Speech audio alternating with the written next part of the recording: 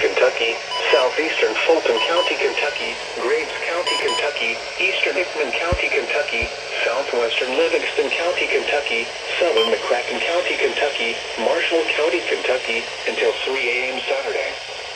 At 8:55 p.m., trained weather spotters reported thunderstorms producing heavy rain in Wingo. Between 1 and 3 inches of rain have fallen.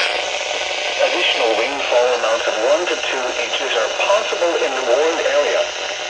Flash flooding is ongoing or expected to begin shortly. Expected hazards include flash flooding caused by thunderstorms.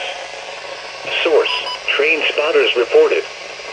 The following impacts are expected: flash flooding of small creeks and streams, urban areas, highways, streets and underpasses, as well as other poor drainage and low-lying areas.